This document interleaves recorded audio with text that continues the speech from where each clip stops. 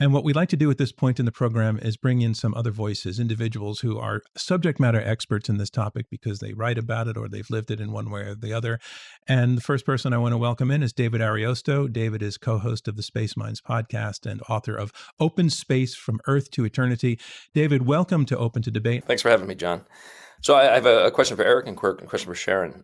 Eric, the first English colony in the New World was effectively a public-private partnership between the English Crown and a private entity. But what came of it was sort of a rough place, right? There was just indentured servitude and settlers were employees and sort of lots of abuses, lots of bonded debt. And so I guess my question is there a danger then with this sort of corporate-driven future that we're looking at toward the Red Planet, a sort of similar sensibility? And or are those just sort of growing pains in all of this?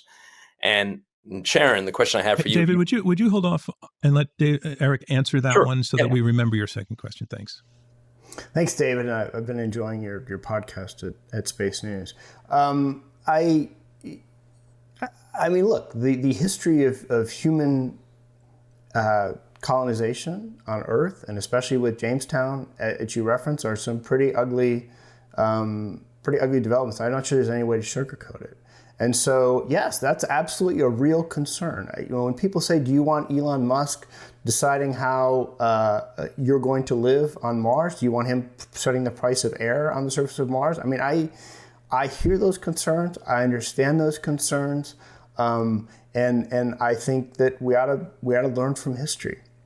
And I think the people going into these explorations, it's not going to be me. I'm 51. I feel like I'm probably too old to go to Mars. I'd love to visit a moon on the hotel on the moon one day.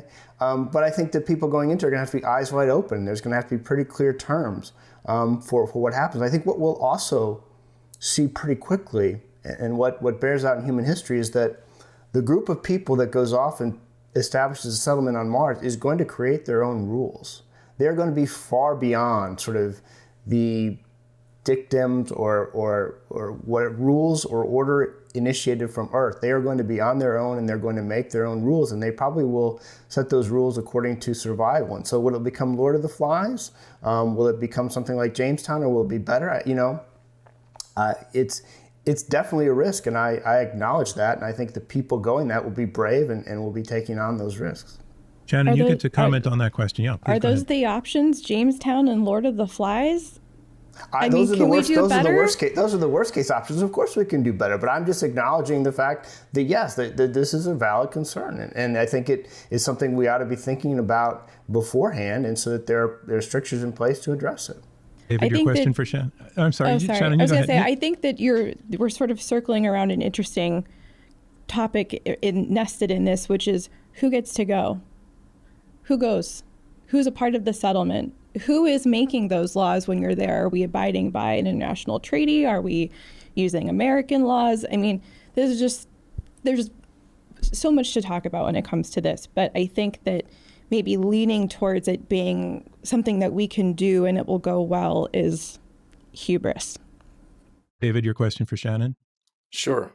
Well, Sharon, you've talked about the risks of going to Mars, the sort of the veritable hellhole that at least it currently is, but less about the risks of not going. And so I guess my question centers on, do we risk the loss of some of these downstream technologies that we got from the Apollo program, being like MRIs and computing and microelectronics, and all of this that came at a time when the incentive was really just a geopolitical motivation and sort of a national prestige issue. And so there's that, and of course, sort of maybe more importantly, this question of sort of the galvanizing effects of doing great big things that kind of you can filter and sort of see anecdotally through the population in terms of STEM involvement and the like.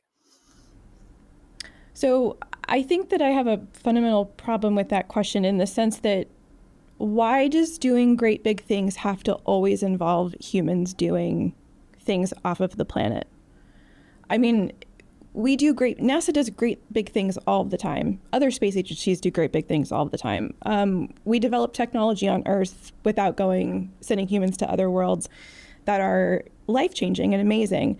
I don't think that the metric by which to measure doing great big things involves moving a select group of human beings to a really deadly planet.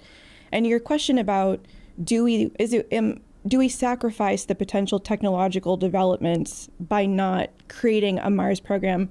I want to make this clear.